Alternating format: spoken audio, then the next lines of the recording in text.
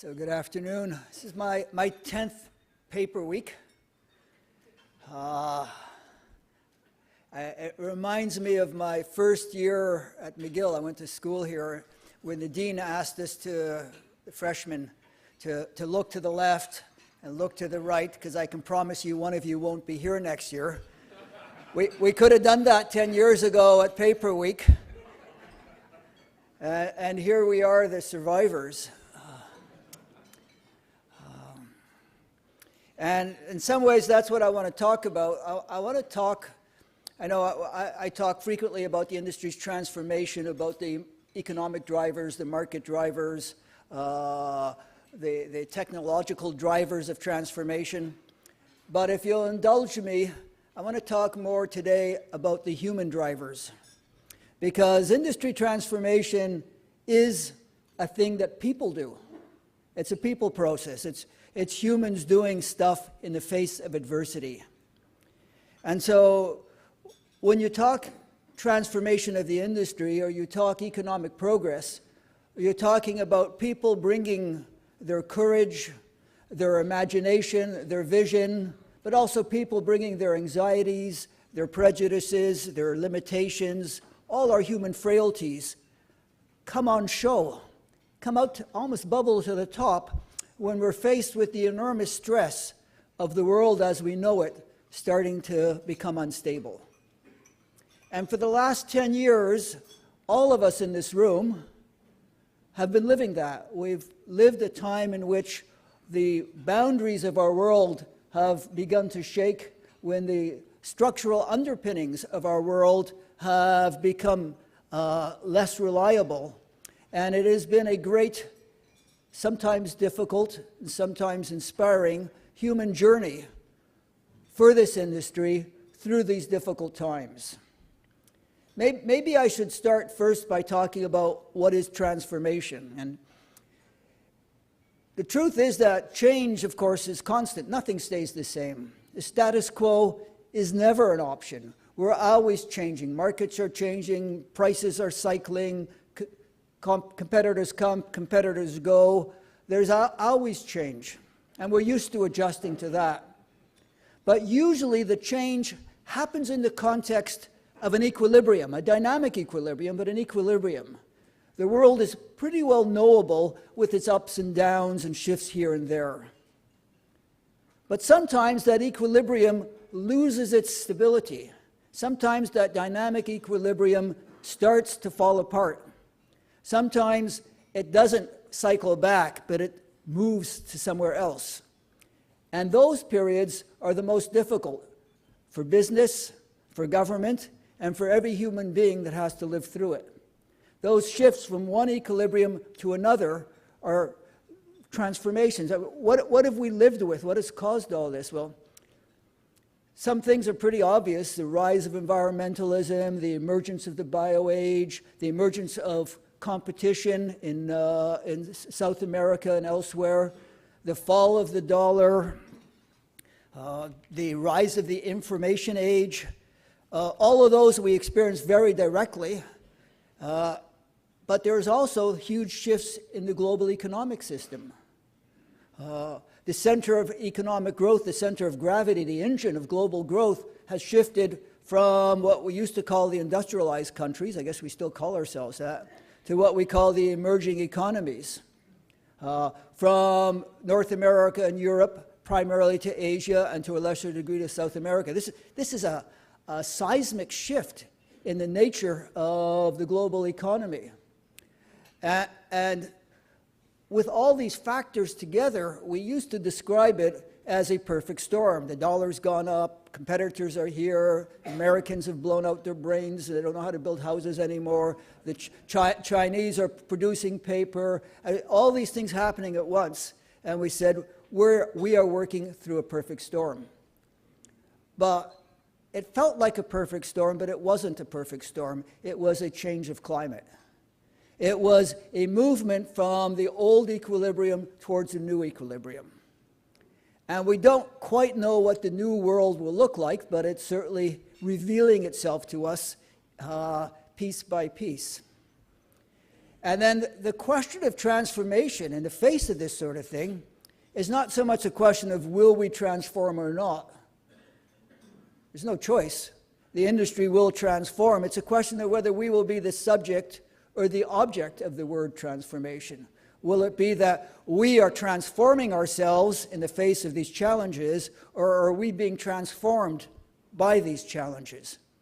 That is the question we've been facing, and that's the question we've been answering in various ways. In some places, some companies, it's very clear very early on, the idea was we're going to change this. In others, it was we're going to hold tight and not be changed by it.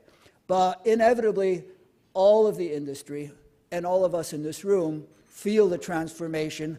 And over the last few years, almost all of the industry has responded by saying, I choose not to be the object, I choose to be the subject of that verb. I wish to be the transformer, not the transformee.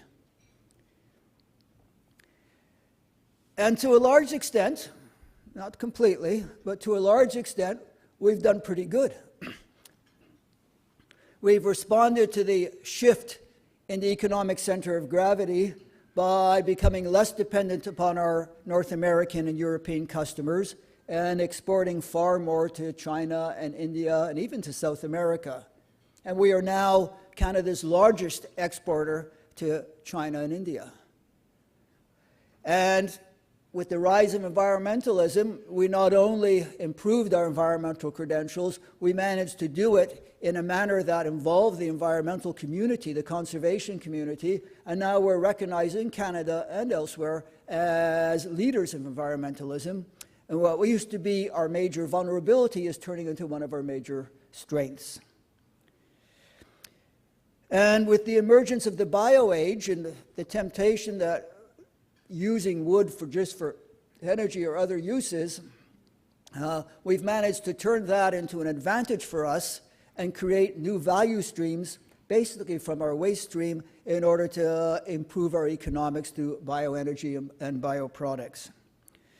And I could go on and all the other challenges, but the truth is, if you look at the evidence, the industry just hasn't been the object of these transformative forces. We have made great strides forward in trying to turn them to our advantage and to take control of the situation so the transformation is something we do rather than have done to us.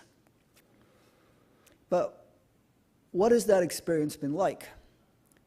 Because, 10 years hanging out with the industry, it's not been many times when people have said, geez, transformation is fun, or, if someone had told me I'd get a chance to be a leader in a transformative industry, I would have jumped at it sooner. No, it hasn't been fun. And it's because we're humans.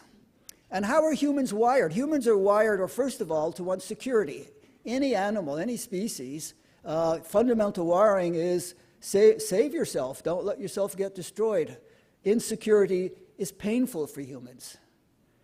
And what could be more insecure than an industry where hundreds of mills are shutting and nearly 100,000 people are losing their jobs, even for those who keep their jobs? Living with that constant insecurity is painful.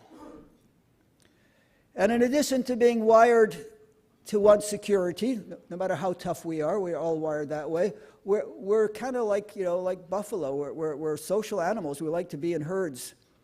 And so for humans to live in a situation in which our communities are being hurt, in which our best friends are being laid off, in which we see the pain that others are feeling very close to us, who are losing their jobs, losing their houses, that's painful.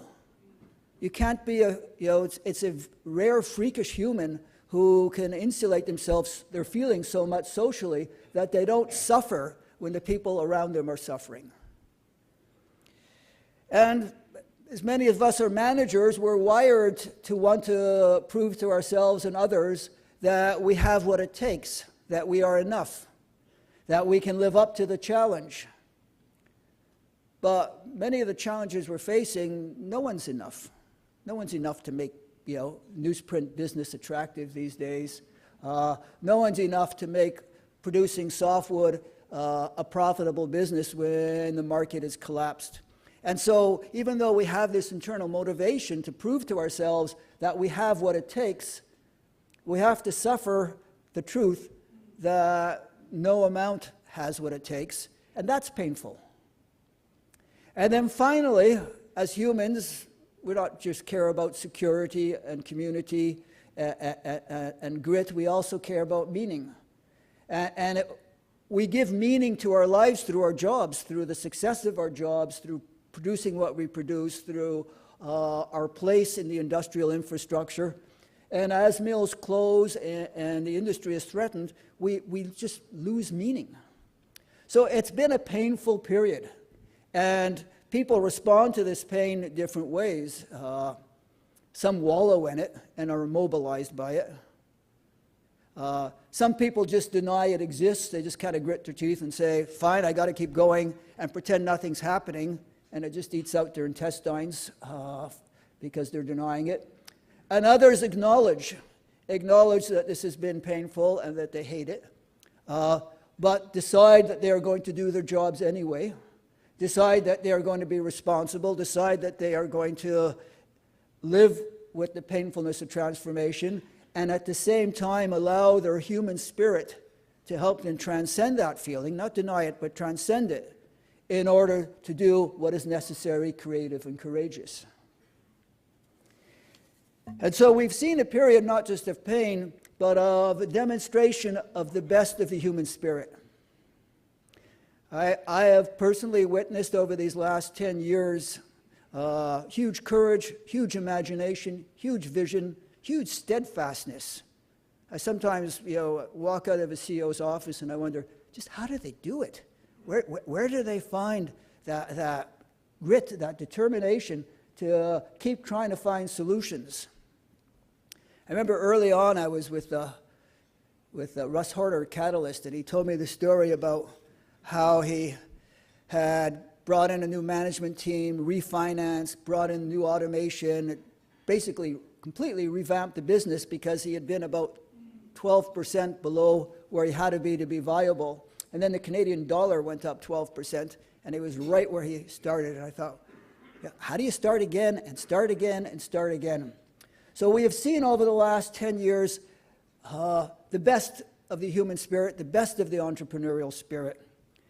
And it's involved two basic stances, two basic leadership stances. There used to be a debate, are the right leaders the ones who look down and take care of their business, their core business, or are the right ones the ones who change the business model, look out and reinvent themselves? And of course, it's a stupid question. You got to do both. You got to take care of the core business and reinvent yourself. You have to be competent working down, and you have to be brilliant looking out. Looking down, none of the changes that we're going to see in the industry are viable without our core business. Whether you're talking about, the fanciest nano or mega crystals, whatever size crystals you want to play with, you need the basic lumber, pulp, and paper industry to work at the core for the other businesses to work. Whether you want to go to engineered wood, you still need wood. All the new models require that the core business be sound. And so managing down, managing productivity, managing efficiency, managing, and also you need your core staff, managing the people down. The managers who simply look to what the next step is rarely can make the step, because you can only make the step with the foundation of your current staff, your current business, and then you use that as your foundation to look out and move beyond that. But sadly, managing down is almost never enough in transformative times. And some have thought that they can be so good at managing down that they will be the last man standing. But unfortunately, that only works for one man, and maybe none. And so many of us have learned to not only look down, but also look out to new markets. And people say, well, China was obvious. It wasn't obvious 5-10 years ago. I remember lots of naysayers about China. They'll never do it, they'll never buy it, not interested. And it took steadfastness, vision and imagination to keep investing in that, exporting into those markets. People look out for new technology. We invested in FP innovations and in R&D over many years to be in a place where we now, we can now make these fancy announcements of magical products. That magic comes from years of investment and hard work. And it was a real truth of capacity of our industry, a real test of the capacity of our industry when we had to decide, are we sticking with the research institutes or in a sense of panicky cost-cutting, are we going to go away from that? And it's a huge testimony to our vision and to our foresight that the industry basically stuck with FP innovations, created FP innovations, and invested in research, which is now creating a future for the industry. Environmentalism. It would have been really easy to call the environmentalists extremists and basically walk away from engagement with them. And instead, what the industry did is decided that we will not only improve our environmental credentials, but we'll do it in a way that will get its credit for it. We'll do it in a radical, outrageous way of bringing the environmentalists in as our partners. And all of those pieces of looking out is the sort of leadership that has allowed us to talk proudly about transforming instead of talking like victims about having been transformed. But reaching out is not only about doing our own business, it's also about partners. And now we've been reaching out to other industries. For the first time since I've been here, there are a series of partnerships between the chemical industry and the energy industry and our industry. There are new partnerships with suppliers, new partnerships with customers, new partnerships with unions, and reaching out and also is with other companies. It would have been very easy during these terrible times for each company to say every company for themselves. But instead, most companies stuck with their associations in Quebec and across Canada, stuck with their associations and collectively did what had to be done in the association world instead of retreating for the shelter of individual companies and trying to save a few dollars in fees. And reaching out also involves reaching to government, because never is the role of government more important than at one of these transformative times when you're moving from one equilibrium to another. And government can make it much worse by trying to keep us in the old equilibrium. It's not that a lot of us wouldn't have liked to have stayed there, but it's just the government never could have kept us there. And so if government had used its power, its money, its influence to try and freeze the status quo, to try and prop up who we were, instead of using its money and influence to help us transition from prospering in the old equilibrium to prospering in the new equilibrium, doing that was the right role of government. And I know Mr. Oliver isn't here today, but when he comes tomorrow, you can all tell him, you've been doing the right thing. Putting the investments in R&D and FP innovation and export development and green energy and industry transformation was the right thing. And I know that the government has come under huge pressure because it would have been easier for them to invest in the status quo. It would have been easier for them to go save a mill or two and have a bunch of voters greet them as saviors. It would have been easy to spend the money on something that gives you an immediate payback on the street instead of investing the money in something that creates the industry's competitive in the long term. And they didn't. And I'm hoping Mr. Oliver and Mr. Flaherty and Mr. Harper will follow their own good example, and in the next budget we'll see new investments in R&D, in market development, in green energy, in industry transformation. And we'll be happy not to see any money to subsidize the status quo. So it's been an interesting 10 years, characterized by pain, vision, courage, steadfastness, leadership. And this year the predictions are that we're going to be creating new jobs. It's been a long time. This year the prediction is the industry overall will be profitable. This year the prediction is that exports will increase by 13%. I won't say it's a new dawn, but it certainly is a turning point. And it's showing that our industry is finding its feet in the new equilibrium. It won't be all sweetness and roses as we continue to walk in this new equilibrium, but I'm very, very proud to have been associated with everyone in this room and this industry that has managed to find its feet through very difficult times. Thank you.